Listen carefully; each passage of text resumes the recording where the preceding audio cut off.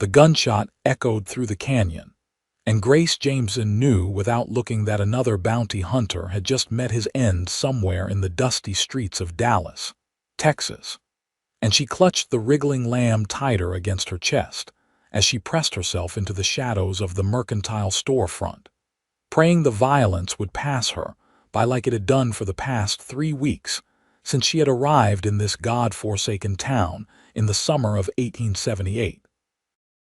The lamb bleated softly, and Grace shushed it with trembling fingers, stroking its woolly head as her heart hammered against her ribs. She had named the creature Buttercup after finding it abandoned on the trail leading into town, its mother nowhere to be seen, likely taken by coyotes or worse. The little thing had been half-starved, and Grace could not bear to leave it behind. Now, 3 weeks later, Buttercup followed her everywhere like a devoted puppy, and despite the hardship of her circumstances, the lamb brought her moments of unexpected joy. The shooting stopped, and Grace cautiously peered around the corner. The street had cleared except for a tall figure standing in the center of the dusty road, a smoking revolver still in his hand. She recognized him immediately. Everyone in Dallas knew Gabriel Jackson, the solemn cowboy who worked the Morrison Ranch on the outskirts of town. He never smiled, never laughed, and barely spoke more than 3 words to anyone. The townspeople whispered about him, saying he had lost someone dear, though no one knew the full story. Gabriel holstered his weapon with practiced ease and began walking toward the saloon, his long coat swaying with each step. His face was hard as granite, his jaw set in that perpetual expression of grim determination that seemed carved into his features. Grace had seen him perhaps a dozen times since arriving in Dallas, and not once had she witnessed any emotion cross his weathered face. Buttercup wriggled free from her arms and bounded into the street before Grace could stop her. The lamb had a habit of escaping at the worst possible moments, and this was no exception. "Buttercup, no," Grace called out, gathering her skirts and rushing after the animal. The lamb trotted directly toward Gabriel, bleating happily as if the tall, intimidating man were an old friend. Grace felt her cheeks burn with embarrassment as she chased after her wayward pet. Gabriel stopped walking and looked down at the lamb now circling his boots with enthusiastic curiosity. "I am so sorry," Grace said breathlessly as she reached them. "She gets away from me sometimes." "She does not mean any harm." Gabriel stared at her with those dark, unreadable eyes. Up close, she could see the fine lines etched around them, the shadow of stubble on his jaw, the weariness that seemed to emanate from him like heat from sun-baked earth. He was perhaps 30 years old, though the hardness in his expression made him seem older. "Madam," he said simply, tipping his hat slightly, Buttercup, apparently deciding that Gabriel was not paying her enough attention, did something Grace had never seen her do before. The lamb reared up on her hind legs and performed a little spinning hop, landing with a graceless thud before immediately repeating the trick. It looked absurdly like a dance, and Grace felt a laugh bubble up in her throat despite her nervousness. "I have no idea where she learned that," Grace said, scooping up the lamb. "She started doing it last week. I think she might believe she is a circus performer." Gabriel's expression did not change. He simply nodded once and moved to walk around her.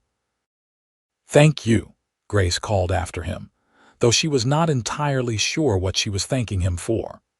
Perhaps for not being angry about the interruption, or for not shooting her lamb, or simply for acknowledging her existence in this town where she felt invisible most days. He did not respond, just continued his steady march toward the saloon. Grace returned to the small boarding house where she rented a cramped room on the 2nd floor. The landlady, Mrs. Henderson, had reluctantly agreed to let her keep Buttercup as long as the animal stayed quiet and did not damage anything. So far, The Lamb had been a model tenant, though Grace suspected that could change at any moment given Buttercup's increasingly mischievous nature. She fed the lamb from a bottle she had fashioned from a glass container and a leather glove, watching as Buttercup gulped down the milk with enthusiastic slurps. The sight never failed to warm her heart. Grace had come to Dallas seeking work after her father died of fever back in Missouri. She had no other family, no prospects, and very little money. The journey had been long and frightening, and more than once she had questioned her decision to head west alone. But what choice did she have? Staying in Missouri meant becoming dependent on the charity of neighbors who had little enough themselves. At least in Dallas, she had heard there might be opportunities for a woman willing to work hard. So far, those opportunities had proven scarce. She had found occasional employment washing laundry or helping in the general store, but nothing permanent, nothing that would allow her to save enough to secure her future. Buttercup finished her milk and settled down on the blanket Grace had laid out for her, closing her eyes contentedly. Grace sat on the edge of her narrow bed and allowed herself a moment of discouragement. She was down to her last few dollars, and if she did not find steady work soon, she would have no choice but to sell Buttercup to the butcher. The thought made her throat tighten with grief. "We will figure something out," she whispered to the sleeping lamb. "I promise." The next morning dawned hot and bright, the Texas sun already beating down mercilessly by the time Grace emerged from the boarding house with Buttercup trotting at her heels. She had heard that the Morrison ranch might need help with domestic duties, and though the idea of approaching the ranch intimidated her, desperation left little room for timidity. The walk to the Morrison ranch took nearly an hour, and by the time Grace arrived, her dress was soaked with perspiration, and Buttercup was panting heavily. The ranch was larger than she had expected, with a sprawling main house, several barns, and extensive corrals where horses milled about in the morning heat. A middle-aged man with a weathered face and kind eyes approached her from the direction of the nearest barn. "Help you, miss?" "I am looking for work," Grace said, trying to keep her voice steady. "I heard the ranch might need someone for domestic duties. I can cook, clean, mend clothing, and I am willing to learn whatever else might be needed." The man studied her for a moment, then glanced down at Buttercup. "That is an unusual companion." "She is very well behaved," Grace said quickly. "She would not be any trouble." "I am Henry Morrison," the man said, extending his hand. "I own this ranch. My wife passed 2 years ago, and I have been managing without help in the house since then. Truth is, the place is falling apart. If you are serious about the work, I could use someone." Relief flooded through Grace so intensely she felt dizzy. "I am very serious, Mr. Morrison. I promise you will not regret hiring me. Call me Henry. The pay is not much, but it includes room and board in the small cottage behind the main house. It is nothing fancy, but it is clean and private. You can start today if you are willing." "Yes," Grace said immediately. "Yes, thank you so much." Henry smiled, the expression transforming his weathered face. "Come on then. I will show you the cottage first, let you get settled. We eat dinner at sunset, and I will introduce you to the ranch hands then." The cottage was indeed small, consisting of just 2 rooms. A main living area with a simple kitchen and a bedroom barely large enough for the narrow bed and washstand it contained. But after weeks in the cramped boarding house room, it felt like a palace. There was even a small fenced yard where Buttercup could graze safely. Grace spent the rest of the morning exploring the main house and taking stock of what needed to be done. Henry had not exaggerated when he said the place was falling apart. Dust covered every surface, dishes were piled in the kitchen, and the curtains hung in tatters. But Grace felt no discouragement looking at the work ahead. Instead, she felt energized. This was purpose. This was opportunity. She rolled up her sleeves and got to work. By evening, she had made a noticeable difference in the kitchen and main living areas. The dishes were washed and put away, the floors swept, and the windows cleaned until they sparkled in the fading sunlight. Her back ached and her hands were raw, but she felt a satisfaction she had not experienced in months. Henry appeared in the doorway as the sun began to set, his eyes widening as he took in the transformation. "Grace, this is remarkable. I had forgotten the house could look this way." "There is still much to do," Grace said, wiping her forehead with the back of her hand. "But I will get there." "Come on," Henry said. "Time to meet the men. Fair warning, they are not much for social graces, but they are good workers and decent folks." Grace followed him to the bunkhouse, where 5 ranch hands were gathered around a table for the evening meal. They looked up as she entered, and she felt their curious gazes sweep over her. "Men, this is Grace Thompson. She will be managing the house from now on. I expect you all to treat her with respect," Henry said firmly. The men murmured their greetings, and Grace offered a nervous smile. Then she saw him. Gabriel Jackson sat at the far end of the table, his expression as solemn and unreadable as ever. Their eyes met briefly, and she thought she detected the faintest flicker of recognition before he returned his attention to his plate. "Gabriel, you remember Miss Thompson from town," Henry said. "Madam," Gabriel said without looking up. The meal passed in relative quiet, the men eating with the single-minded focus of those who worked hard physical labor all day. Grace helped Henry serve the food, and she noticed how Gabriel ate mechanically, as if the act were simply another chore to complete rather than something to be enjoyed. After dinner, as the men filed out, Grace caught Gabriel's arm without thinking. He stopped, looking down at her hand on his sleeve with an expression that might have been surprise. "I wanted to thank you properly," Grace said. "For yesterday, in town, I know Buttercup was a nuisance." "She was not," Gabriel said. His voice was deep and rough like gravel underfoot. "Well, still, thank you for being kind about it." Gabriel nodded once and gently pulled his arm free, heading out into the darkness without another word. "Do not take it personally," Henry said from behind her. "Gabriel has worked for me for 5 years now. Best ranch hand I have ever had. But he keeps to himself. Lost his wife and infant daughter to cholera 7 years back. Has not been the same since, from what I understand." Grace felt her heart constrict with sympathy. No wonder he seemed carved from stone. That kind of loss would break anyone. The days fell into a rhythm after that.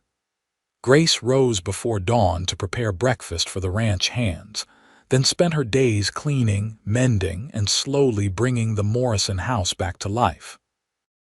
In the evenings, she cooked dinner and often sat with Henry on the porch afterward, listening to his stories about the ranch and the changing times. Buttercup thrived in her new environment, growing plumper and more mischievous by the day. The lamb had discovered that she could escape her small yard by squeezing through a gap in the fence, and she took every opportunity to do so, usually appearing at the most inconvenient moments. One afternoon, Grace was hanging laundry when she heard men shouting from the direction of the corrals. She dropped the sheet she was holding and ran toward the commotion, her heart pounding. Had someone been hurt, she arrived to find several ranch hands trying to catch their horses, which were spooked and running in agitated circles. And in the center of the corral, looking extremely pleased with herself, was Buttercup, performing her spinning hop dance. "Oh no," Grace breathed. She climbed the fence and dropped into the corral, calling for Buttercup. The lamb ignored her completely, too delighted with the chaos she had caused. Gabriel appeared on horseback, rope in hand. He moved with fluid grace, separating the horses from the lamb with subtle movements that showed years of experience. Within minutes, he had calmed the horses and maneuvered Buttercup into a corner where Grace could grab her. "I am so sorry," Grace said, clutching the wriggling lamb. She got out again. "I will fix the fence better this time, I promise." Gabriel dismounted and approached them. He reached out and scratched Buttercup behind the ears, and the lamb immediately calmed, gazing up at him with adoring eyes. "She likes you," Grace observed. "She is trouble," Gabriel said, but Grace thought she detected the faintest hint of warmth in his voice. "She is," Grace agreed, "but she is also the best thing that has happened to me in a long time." Gabriel looked at her then, really looked at her, and for just a moment his hard expression softened. "I understand that." Before Grace could respond, Buttercup twisted in her arms and licked Gabriel's hand with her rough tongue. Then, as if to show off, the lamb did her spinning hop again, this time with even more dramatic flair than usual. And Gabriel Jackson, the solemn cowboy who never smiled, did something remarkable. The corner of his mouth twitched, just the tiniest movement, barely noticeable, but Grace saw it. It was not quite a smile, but it was closer than she had ever seen him come. "Did you teach her that?" Gabriel asked. "No," Grace said, laughing. "She invented it herself. I think she was a performer in another life." The almost smile appeared again, slightly more pronounced this time. Gabriel shook his head slowly, as if bemused by the entire situation. "Never seen anything like it." "Neither have I," Grace admitted. "She does it whenever she wants attention or is particularly happy. Sometimes I think she does it just to make me laugh. Does it work?" "Every time." Gabriel patted Buttercup once more, then mounted his horse. "You should fix that fence," he said, but his tone lacked any real criticism. "I will," Grace promised, watching as he rode back toward the other hands. That evening, as Grace prepared dinner, she found herself thinking about that almost smile. It had been such a small thing, barely there at all, but it felt significant somehow. Like a crack appearing in a dam, the first sign that something long held back might eventually break free. Over the following weeks, Buttercup continued her pattern of escapes and chaos. She got into the chicken coop and sent the hens into a panic. She wandered into the barn and chewed on a saddle blanket. She discovered that if she bleated loudly enough outside the bunkhouse, one of the ranch hands would usually come out and give her attention. But increasingly, when Buttercup escaped, it was Gabriel who found her. Or perhaps, Grace began to suspect, Buttercup was seeking him out deliberately. The lamb seemed to have developed a particular fondness for the solemn cowboy, and Gabriel, despite his gruff demeanor, never seemed truly annoyed by the interruptions. One evening, Grace went looking for Buttercup after the lamb disappeared from her yard yet again. She found them behind the barn, Gabriel sitting on an overturned bucket, Buttercup lying contentedly at his feet while he cleaned tack. He was talking to the lamb in a low voice, too quiet for Grace to make out the words. She started to approach, then hesitated. There was something private about the moment, something she felt she should not intrude upon. But then Buttercup spotted her and bounded over with her usual enthusiasm, and Gabriel looked up. "She found you again," Grace said, coming closer. "Seems to happen a lot," Gabriel replied. He returned his attention to the bridle he was working on, his hands moving with practiced efficiency. Grace sat down on a nearby bale of hay, and Buttercup settled between them, apparently content to have both of her favorite people present. For a while, they sat in companionable silence, the only sounds the creak of leather and the soft evening breeze rustling through the barn. "Henry told me about your wife and daughter," Grace said quietly. "I am sorry for your loss." Gabriel's hands stilled for a moment, then resumed their work. "Long time ago now. Does it get easier?" "No," Gabriel said simply. "You just get used to carrying it. Grace thought about her own father, about the grief that still ambushed her at unexpected moments. "I lost my father this past spring. Fever took him. I know it is not the same as losing a wife and child, but I understand something about that weight." Gabriel set down the bridle and looked at her. In the fading light, his eyes seemed less hard, more human. "Your father, he was good to you. He was everything to me," Grace said. "After my mother died giving birth to my brother, who also did not survive, it was just the two of us. He made sure I could read and write, taught me to think for myself, treated me like I had value even though I was just a girl. When he died, I felt like I had lost the only person in the world who truly saw me." "He would be proud of you," Gabriel said. "Coming all this way alone, making a life for yourself, that takes courage." Grace felt tears prick her eyes at the unexpected kindness in his words. "Thank you." Buttercup, sensing the emotional shift, stood up and did her spinning hop, then bleated loudly as if to say she was still the most important thing present. Both Grace and Gabriel looked at the lamb, and this time Gabriel did smile. It was small and brief, but unmistakable. Grace felt her breath catch. The smile transformed his face, softening the hard lines and revealing the man he might have been before grief carved him into stone. "She really is a performer," Gabriel said, and there was definite warmth in his voice now. "She knows how to work a crowd," Grace agreed, feeling her own smile widen. Buttercup, encouraged by the positive response, did the spinning hop again, this time adding a little kick at the end that sent her tumbling sideways. She scrambled back to her feet and shook herself, looking mildly offended, and Gabriel actually laughed. It was a rusty sound, as if the mechanism for laughter had not been used in so long it had nearly forgotten how to work, but it was genuine. Grace found herself laughing too, not just at Buttercup, but at the sheer joy of hearing Gabriel laugh. It felt like witnessing something miraculous, like watching flowers bloom in the desert. "I should get her back to the cottage," Grace said reluctantly. "And you probably have work to finish."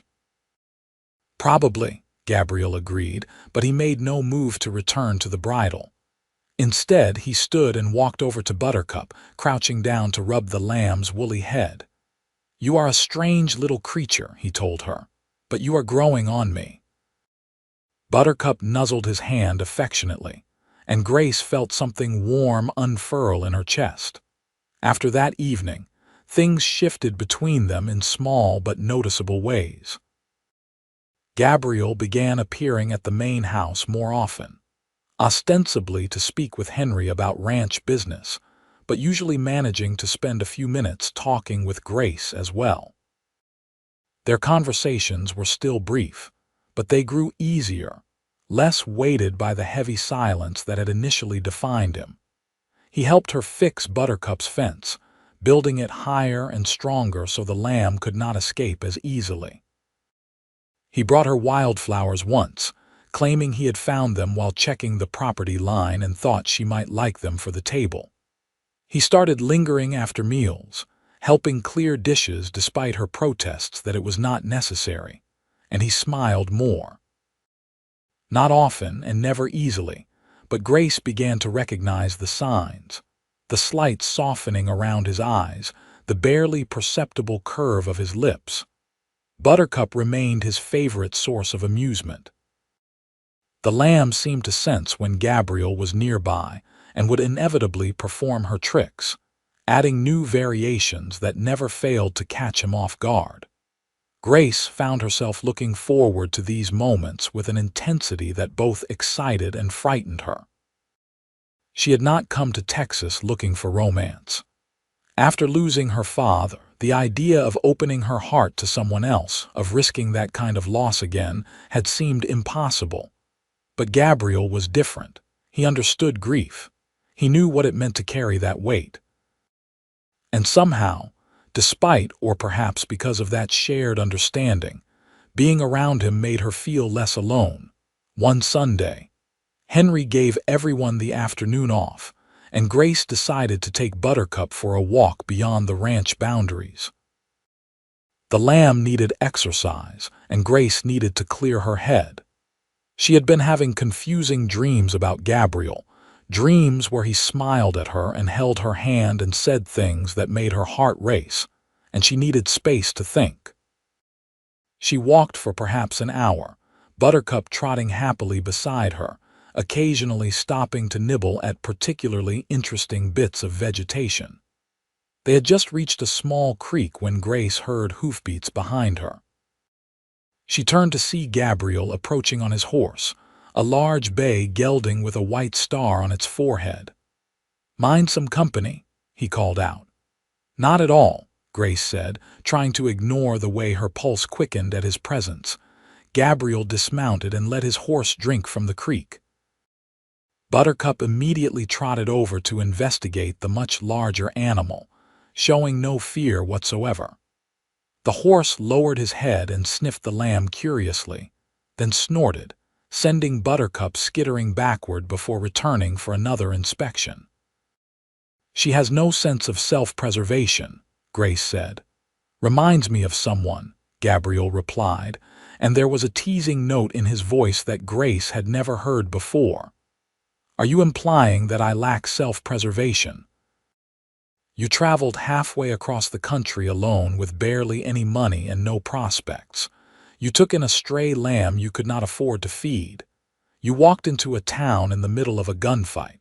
So yes, I might be implying that." Grace felt indignation and amusement war within her. "Well, when you put it that way, I suppose I do sound rather reckless." "Not reckless," Gabriel said, his expression growing serious. "Brave. There is a difference." "Is there?" "Sometimes I think bravery is just another word for not having better options." Gabriel moved closer, and Grace felt the air between them grow charged with something she could not quite name. "Plenty of people have no options and still choose to give up," he said. "You did not. That is brave." Grace looked up at him, at this man who had been so closed off just weeks ago, and who now stood before her offering words she had not known she needed to hear. "You are brave too," she said softly. "Still being here, still working, still living after everything you lost. That is the hardest kind of brave." Something flickered in Gabriel's eyes, something raw and vulnerable. For a moment, Grace thought he might step closer, might reach for her, but then Buttercup bleated loudly and launched into her most elaborate performance yet, spinning and hopping and kicking her legs in a display that was equal parts graceful and absurd. The moment broke, and both of them laughed, the tension dissipating into something lighter but no less significant. "She has impeccable timing," Gabriel said dryly. "She always has," Grace agreed. They spent the rest of the afternoon by the creek, talking about everything and nothing. Gabriel told her about growing up in Tennessee, about coming west after the war, about the years before he met his wife. Grace talked about Missouri, about her father's dreams of seeing the ocean someday, about the books she loved to read whenever she could get her hands on them. As the sun began to set, painting the sky in shades of orange and pink, Gabriel helped her back onto her feet. His hand lingered in hers for just a moment longer than necessary, his thumb brushing against her knuckles in a touch so gentle it made her breath catch. "Grace," he said, his voice rough with emotion, "I need you to know something. When my wife and daughter died, I thought I died too, not my body but everything that mattered. I have been walking around for 7 years like a ghost, just going through the motions. And then you showed up with that ridiculous lamb and something started to wake up inside me. It scared me. It still scares me." "Gabriel," Grace whispered, her heart pounding so hard she could hear it in her ears. "I am not good at this," he continued. "I do not know how to do this again, how to let someone in, but I want to try. If you are willing to be patient with me, I want to try." Grace felt tears spill down her cheeks. "I am scared too," she admitted. I am terrified of losing someone else I care about, but I care about you, Gabriel. I care about you so much it keeps me awake at night." Gabriel reached up and gently wiped away her tears with his thumb. "Then maybe we can be scared together." He leaned down slowly, giving her every opportunity to pull away, and kissed her. It was soft and tentative, a question more than a declaration, and Grace answered by rising up on her toes and kissing him back. His arms came around her, pulling her close, and for the first time since her father died, Grace felt truly safe. Buttercup, apparently feeling neglected, butted her head against their legs and bleated insistently. They broke apart, laughing, and Gabriel scooped up the lamb, tucking her under one arm while keeping his other arm around Grace. "I suppose we should head back," Grace said, though she made no move to step away from him. "I suppose so," Gabriel agreed, equally reluctant. They walked back to the ranch together, Gabriel leading his horse with one hand while keeping his arm around Grace's shoulders, Buttercup trotting contentedly beside them. By the time they arrived, full darkness had fallen, and lanterns glowed in the windows of the main house and bunkhouse. At the door to Grace's cottage, Gabriel set Buttercup down and took both of Grace's hands in his. "Can I call on you properly? Take you into town, maybe? Henry is having a social at the ranch next month. Would you accompany me to that?" "Yes," Grace said immediately. "Yes to all of it." Gabriel smiled, that beautiful transformative smile that made him look years younger. He kissed her once more softly, then reluctantly let her go. "Good night, Grace." "Good night, Gabriel." The following weeks passed in a haze of happiness Grace had not known was possible. Gabriel courted her with old-fashioned earnestness, bringing her small gifts, taking her on walks, sitting with her on the porch in the evenings while Buttercup performed for them, and the stars wheeled overhead. He told her more about his past, about the wife he had loved and lost, and Grace listened without jealousy. That love had shaped him, made him who he was, and she would not wish it away even if she could. She told him about her fears for the future, about her dreams of maybe one day having a small farm of her own, and he listened with genuine interest, asking questions and offering suggestions. Henry watched their growing relationship with obvious approval. "You are good for him," he told Grace one morning while she was kneading bread. "I have not seen Gabriel this alive in all the years he has worked for me." "He is good for me too," Grace said, feeling her cheeks warm. The night of Henry's social arrived, and Grace wore her best dress, a simple blue cotton that had belonged to her mother. She had mended it carefully and added new lace at the collar, and when Gabriel saw her, his eyes widened with appreciation. "You look beautiful," he said, offering his arm. "You clean up pretty well yourself," Grace replied, taking in his freshly pressed shirt and carefully combed hair. The party was held in the largest barn, which had been swept clean and decorated with lanterns and wildflowers. Neighbors from surrounding ranches attended, and there was music and dancing and more food than Grace had seen in months. She met ranchers and their wives, other cowboys, merchants from town, and everyone seemed to know and respect Gabriel. When the dancing started, Gabriel led her onto the floor with surprising grace. "I did not know you could dance," Grace said, following his lead. "There are a lot of things you do not know about me yet," Gabriel replied, spinning her gently, "but I plan to tell you all of them if you will let me." "I will let you," Grace promised. They danced until Grace's feet ached and her face hurt from smiling.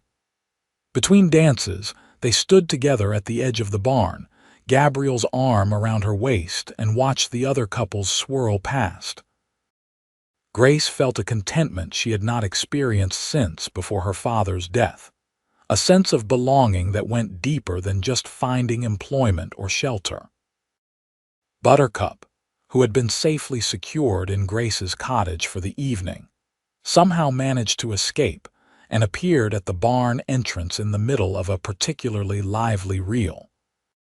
She surveyed the scene for a moment, then trotted directly onto the dance floor and began performing her spinning hop routine, apparently deciding that this many people needed to witness her talents. The dancing came to a confused halt as couples tried to avoid the enthusiastic lamb. Grace rushed forward to catch Buttercup, her face burning with embarrassment, but before she could reach the lamb, the musicians struck up a new tune, and Buttercup seemed to dance along, her hops perfectly timed to the music.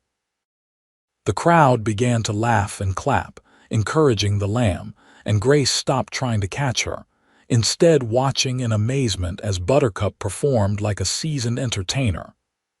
Gabriel came up beside Grace, shaking his head in disbelief. "She is going to be the talk of the county," he said. "I am so sorry," Grace said, fighting back laughter. "I have no idea how she got out." "Do not apologize," Gabriel said, pulling her close. "This is perfect. This is exactly who you two are, and I would not change it for anything." Eventually, Grace did catch Buttercup, but not before the lamb had won the hearts of everyone present. For the rest of the evening, people kept coming up to ask about the performing lamb, and Grace found herself telling the story of how she had found Buttercup over and over again. As the party wound down and guests began to depart, Gabriel walked Grace back to her cottage, Buttercup tucked sleepily under his arm. At her door, he set the lamb down and took Grace's hands. "I love you," he said simply. "I did not think I would ever say those words again, but I love you, Grace. You and your ridiculous lamb have given me a reason to feel again, to hope again." Grace felt tears well up, but they were tears of joy. "I love you too," she said. "I love you so much, Gabriel." He kissed her then, deep and passionate, and Grace felt the last of her walls crumble. When they finally broke apart, both were breathing hard. "Marry me," Gabriel said. "I know it is fast, and I know we have not been courting long, but I do not want to waste any more time. I have wasted 7 years already. Marry me, Grace." "Yes," Grace said without hesitation. "Yes, I will marry you." They were wed 3 weeks later in a simple ceremony at the ranch, with Henry standing as witness and all the ranch hands in attendance. Grace wore a new dress that Henry's sister had helped her make, white cotton with blue trim, and Gabriel wore a new suit that made him look both handsome and slightly uncomfortable. Buttercup, of course, attended the ceremony and managed to steal a significant portion of it by performing her tricks whenever there was a pause in the proceedings. The circuit preacher who performed the service seemed more amused than annoyed, and he declared it the most entertaining wedding he had ever conducted. After the ceremony, there was a feast and more dancing, and as the sun set on their wedding day, Gabriel and Grace stood together watching the sky turn colors, Buttercup lying contentedly at their feet. "Are you happy?" Gabriel asked, pulling her close. "Happier than I ever thought possible," Grace replied. "Are you?" "Yes," Gabriel said, and she heard the wonder in his voice. "I did not think I could be again, but yes, I am happy." They moved into a small house on the Morrison property that Henry helped them purchase, a modest structure with 2 bedrooms, a kitchen, and a living area. It was not much, but it was theirs, and Grace threw herself into making it a home. She hung curtains, planted a garden, and even built a proper shelter for Buttercup, who was growing larger by the month. Gabriel proved to be a devoted husband, attentive and affectionate in ways that constantly surprised Grace. He would leave her small notes hidden around the house for her to find, little declarations of love scrawled in his rough handwriting. He brought her breakfast in bed on Sunday mornings. He held her when she had nightmares about losing her father and never once made her feel weak for her grief. In turn, Grace learned the rhythms of his sorrow, the days when the weight of his past losses pressed down heavier than usual. She learned to simply be present during those times, to offer comfort without trying to fix what could not be fixed. And slowly, gradually, those hard days became less frequent. 8 months after their wedding, Grace realized she was pregnant. She told Gabriel one evening while they sat on their porch, Buttercup grazing nearby in the fading light. "Are you sure?" Gabriel asked, his face cycling through shock, joy, and terror in rapid succession. "I am sure," Grace said, taking his hand and placing it on her still flat stomach. "Are you happy?" Gabriel's eyes filled with tears. "I am terrified," he admitted. "After losing my daughter, I am absolutely terrified. But yes, I am happy." "So happy, Grace." They held each other as the sun set, both crying, both scared, both hopeful. The pregnancy was difficult. Grace suffered from terrible sickness in the early months, and Gabriel hovered over her constantly, worried by every moment of discomfort. As her belly grew, his anxiety increased, and Grace had to gently remind him that she needed him to be calm, to be strong for her. "I am sorry," Gabriel said one night after she chided him for the third time that day for trying to stop her from doing basic chores. "I just cannot lose you. I cannot lose another child. I would not survive it, Grace." "You will not lose us," Grace said firmly, though she had no way of knowing if that was true. "But you need to trust that I know my own body, and you need to let me live my life. I cannot spend 9 months being treated like I am made of glass." Gabriel nodded, taking a deep breath. "You are right. I will try to do better." And he did try, though Grace could see it was a constant battle for him. She appreciated his concern even when it frustrated her, understanding that it came from a place of profound love and fear. Buttercup seemed to sense something significant was happening, and became even more protective of Grace than Gabriel was. The lamb, now fully grown and quite large, stayed close whenever Grace was outside, and would position herself between Grace and anyone who approached. She had become something of a local celebrity, and people from town would sometimes ride out to the ranch just to see the performing lamb. Grace's labor began on a cool October evening in 1879. Gabriel immediately panicked, despite all his promises to stay calm, and had to be firmly directed by the midwife Henry had hired weeks earlier in preparation. "You need to leave," the midwife, a stern woman named Mrs. Patterson, told Gabriel as Grace's contractions intensified. "You are making your wife more anxious." "I am not leaving her," Gabriel said stubbornly. "Gabriel," Grace gasped between contractions. "Please, go wait with Henry. I will be fine." Reluctantly, Gabriel left, and Grace could hear him pacing on the porch for the next several hours. The labor was long and painful, and there were moments when Grace wondered if she had made a terrible mistake, if Gabriel's fears would prove prophetic.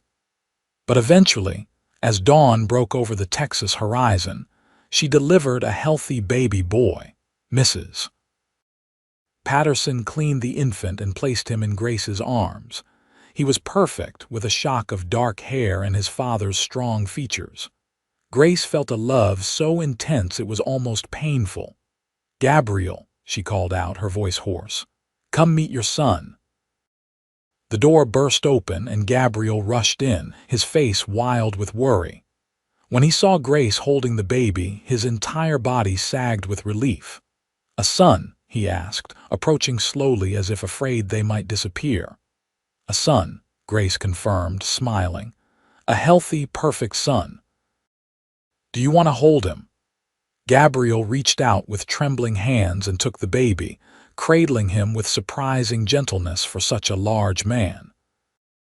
Tears streamed down his face as he looked at his son, and Grace saw years of grief and fear begin to transform into something else: hope, joy, gratitude.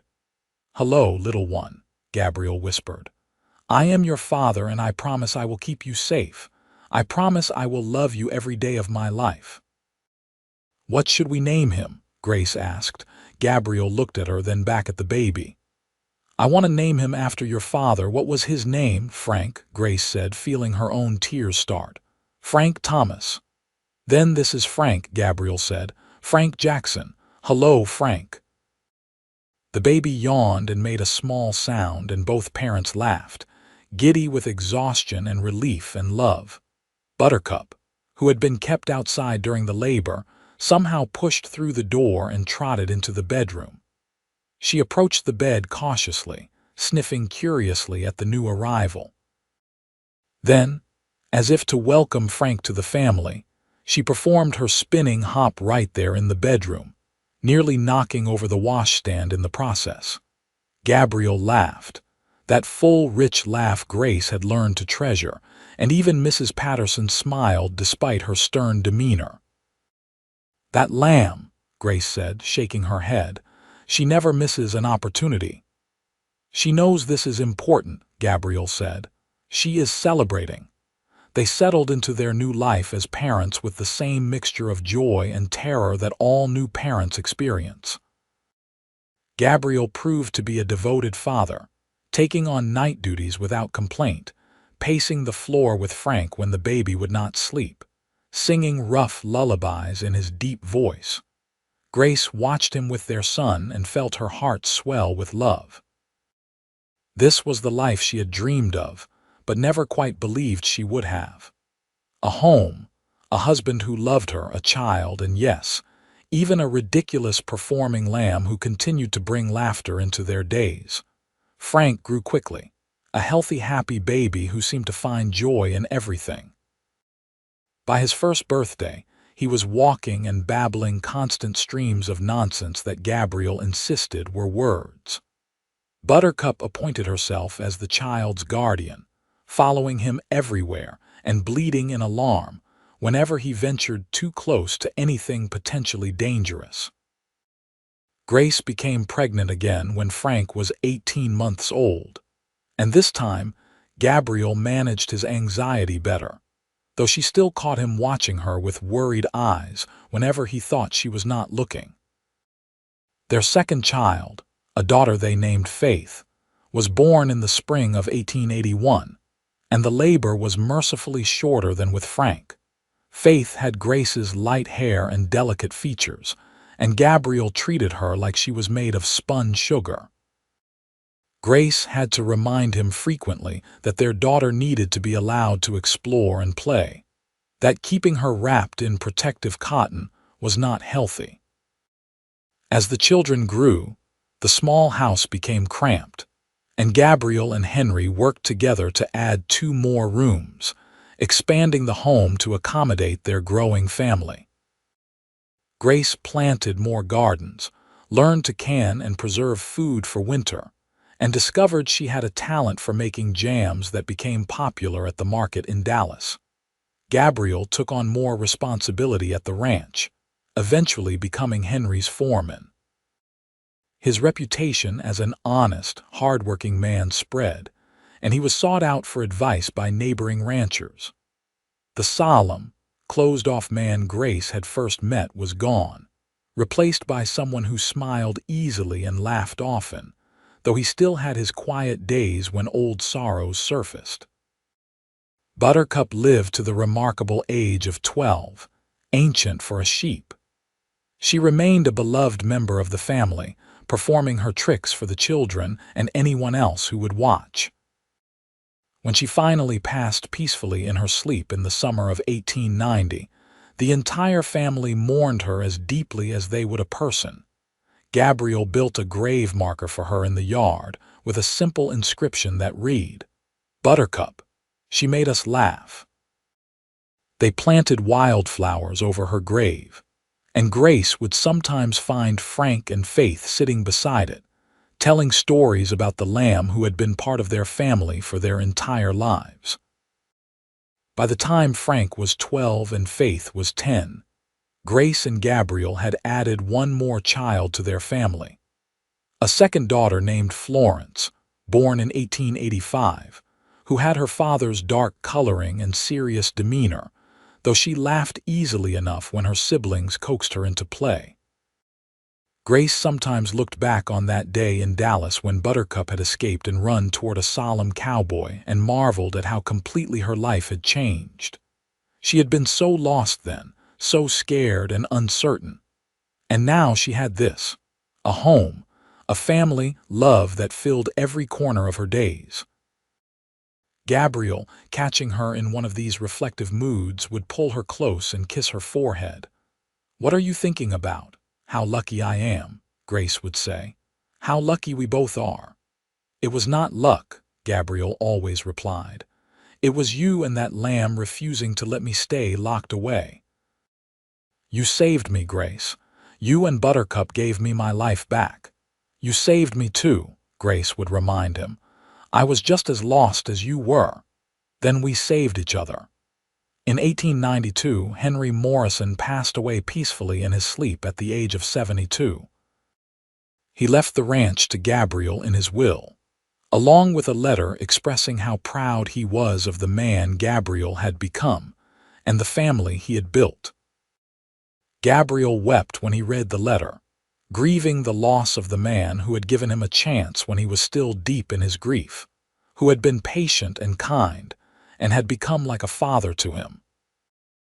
They buried Henry next to his wife on a hill overlooking the ranch, and Gabriel made sure the property was maintained with the same care Henry had shown.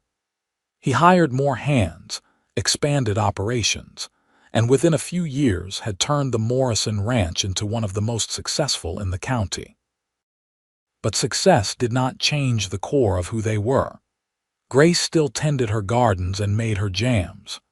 Gabriel still took time each day to play with his children, to walk the property, to sit on the porch with Grace in the evenings and talk about their days.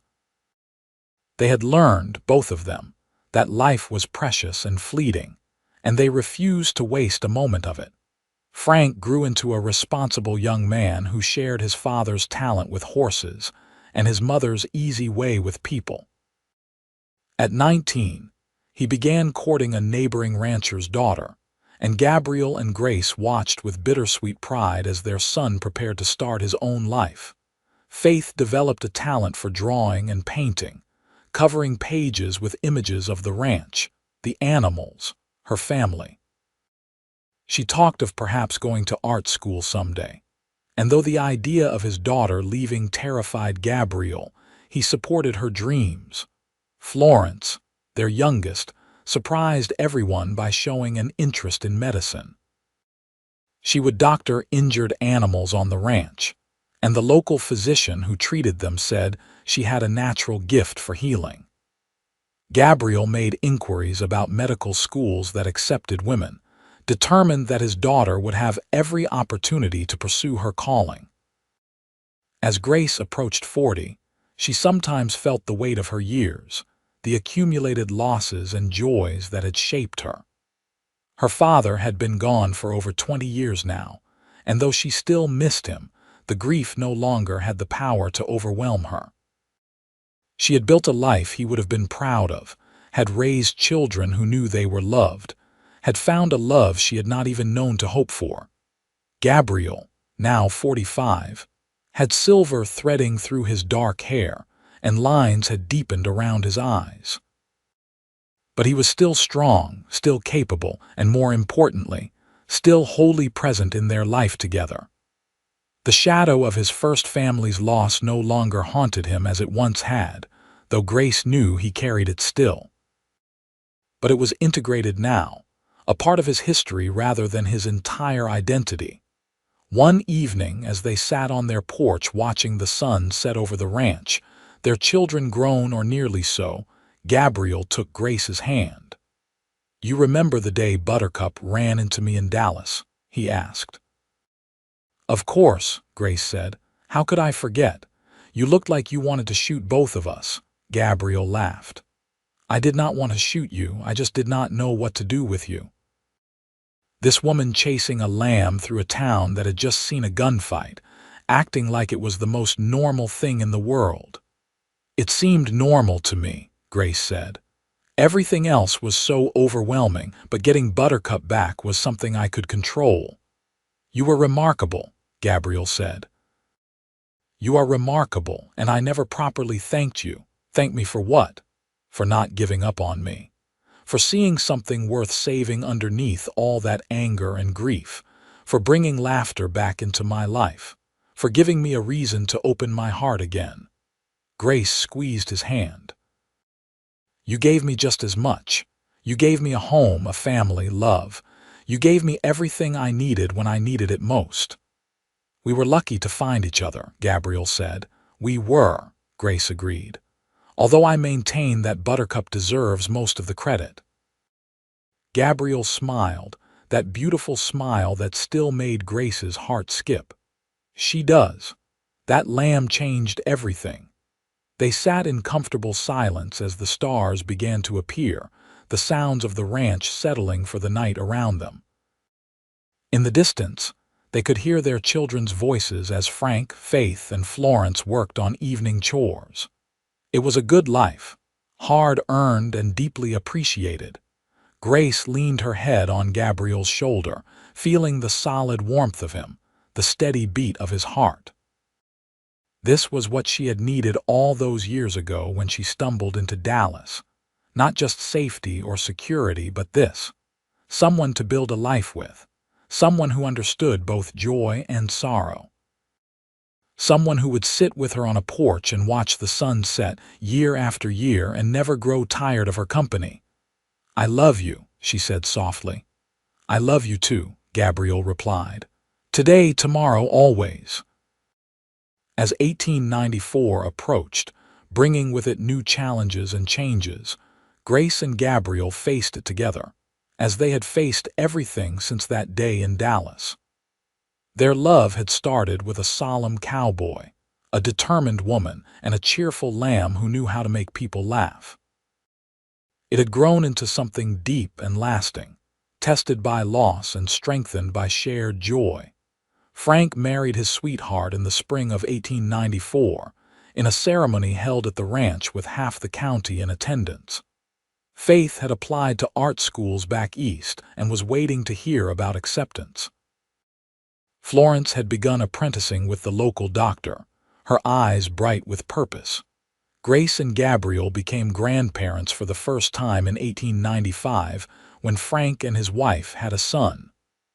Holding that baby, seeing Gabriel's face as he looked at his grandson, Grace felt the circle complete somehow. They had survived their losses, built something good from grief, and now that legacy would continue into another generation. On their 17th wedding anniversary, Gabriel surprised Grace with a gift, a lamb. It was tiny and white, with the same curious, friendly nature that Buttercup had possessed. "I know we cannot replace Buttercup," Gabriel said as Grace cradled the lamb, "but I thought maybe we could honor her memory." Grace felt tears stream down her face. "She is perfect. What should we name her?" "That is up to you," Gabriel said. Grace thought for a moment, looking at the lamb, then at Gabriel, then at their home and the life they had built together. "Hope," she said finally. "We will call her Hope." Gabriel pulled her close, the lamb between them, and kissed her softly. "Hope," he agreed. "That is perfect." As the sun set over the Texas landscape they had called home for so many years, Grace, Gabriel, and their new lamb stood together. A family forged by loss and laughter, by a solemn cowboy who learned to open his heart, and a woman who refused to give up on finding joy even in the darkest times. It had started with Buttercup making Gabriel laugh, but it had become so much more. A love story written across years, a family built on foundation of mutual understanding and unwavering support, a life well lived and deeply cherished. In the years that followed, as Gabriel's hair turned fully silver and Grace's face gained its own map of lines, they remained as devoted to each other as they had been that first day by the creek when he kissed her and promised to try. They watched their children flourish, their grandchildren grow, and the ranch prosper. They faced hard winters and drought years, celebrations and sorrows, always together, always supporting each other. Faith did go to art school and eventually returned to Texas to open a studio in Dallas, her paintings sought after by collectors throughout the state. Florence became a doctor, one of the first women physicians in Texas, and opened a practice that served both the wealthy ranchers and the struggling farmhands with equal care. Frank took over the ranch operations, running it with the same integrity and skill his father had shown. Gabriel lived to the age of 67, passing away peacefully in the spring of 1900 with Grace holding his hand. His last words were to tell her he loved her and to thank her once again for saving him all those years ago. Grace grieved deeply, but not hopelessly. She had 56 years of life behind her, 22 of them spent with Gabriel, and she knew how fortunate she had been. She lived another 12 years, surrounded by children, grandchildren, and eventually great-grandchildren, all of whom grew up hearing the story of how their grandmother came to Texas with nothing but determination and a lamb, and how that lamb had made a solemn cowboy laugh, opening his heart to love again. Grace passed away in her sleep in 1912, at the age of 68, in the home she and Gabriel had built together. On her bedside table was a faded photograph of Gabriel holding Buttercup, his face transformed by laughter, and beside it, a newer photograph of their family. Children and grandchildren gathered around Grace and Gabriel on their porch, multiple generations brought together by a love that had started with a woman, a cowboy, and a cheerful lamb who knew exactly when to perform her tricks. The ranch remained in the family for generations, each inheritor hearing the story of its beginning, of Grace and Gabriel and Buttercup, of how love could bloom even in the hardest soil if you were brave enough to tend it, patient enough to wait for it, and willing enough to laugh when a lamb did a silly dance. And in the cemetery behind the ranch, 3 graves sat together under the shade of an oak tree that Gabriel had planted. Gabriel Jackson, beloved husband and father, Grace Thompson Jackson, beloved wife and mother, and between them a small marker for Buttercup, the lamb who made them laugh and in doing so made everything possible. The end.